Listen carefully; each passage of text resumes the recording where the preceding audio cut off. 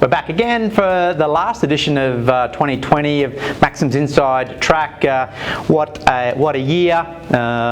What are we seeing? We saw a positive result on the GDT overnight, showing that these dairy prices are relatively underpinned, which is good. We've got a new president, I think, in the US, Biden coming into power over there. We've got these equities markets around the world extremely high and nearly the highest they've ever been. So there is an air of confidence around the world, I believe on the back of vaccine and these vaccines rolling out, in particular the UK, the US and Australia now talking about it. These shipping delays continue to be an issue, getting product either into Australia or out of Australia, vessels missing ports, container shortages, and we believe that this will continue well into the new year. So that could be April, May, June before we see any reprieve on this at all. We've seen a firm Aussie dollar to the US in particular, so this potentially could impact milk payout prices back to the farmers. So although these prices are underpinned and sort of firm-ish, this impact of this firming dollar could put pressure on milk payout prices. Start this one with whole milk powder.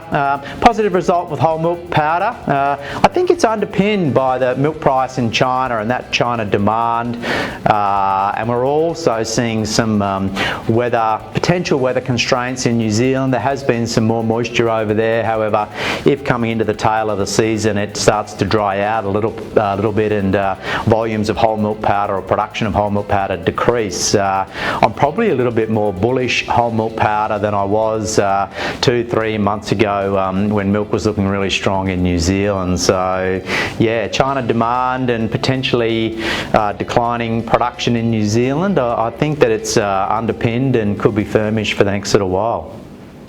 On to skim milk powder now. Positive result on the GDT. We're now seeing Oceania product about US $200 a tonne premium to EU. We are seeing EU prices slightly firmer, which is good news and a little bit surprising. There is talk of around about 100,000 tonne of skim out of India potentially coming onto the market, which could disrupt trade flows a little bit and put a little bit of pressure on skim. We've seen the US non-fat market tracking sideways over the last 4 weeks. So in all, I feel as though skim milk powder, yeah, you could argue either way, reasonably balanced, but I'm predicting sideways at least through Q1 2021. Onto the fat markets now. A really positive result on the GDT for butter, plus 6%, and AMF also went up just under 2%. So a good result for Oceania products. We've seen fats in Europe coming under a little bit of pressure and drifting off slightly, and also in the US. So based on food service demand being relatively weak, and then relying on that retail demand. And just as to whether that retail demand holds up is still remain to be seen. So I'm a little bit cautious around fats, even though that GDT platform came up. Will hinge on how this COVID sort of varied lockdowns play out, food service demand, and whether retail spend and consumer spend will maintain that in-home cooking and baking, etc. So I'd err on the side of caution, thinking sideways-ish, but yeah, it will hinge on demand at that retail level. Onto the cheese category now. A positive result on the GDT. Once again, it feels as though Oceania cheese demand is relatively strong, and even in Australia we're starting to see these food service outlets opening up. So cheddar and mozzarella are very strong at the moment, especially coming into this Christmas holiday period. In the EU, surprisingly well supported. It, especially with those berries various COVID restrictions, it's holding up very well. That top end, those premium cheeses, your Bries and Camemberts and Blues, etc., coming under pressure and demand is waned, but just your mozzarellas and cheddars are holding up extremely well. And we've also seen the US on the CME, a bit of a base found over the past couple of weeks. So whether that sort of tracks up or continues to drift off again will remain seen.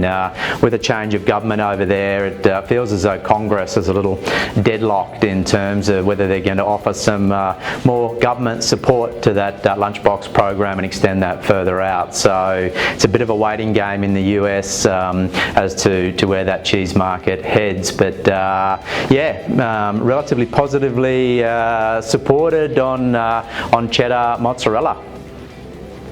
On to the last category now, whey lactose.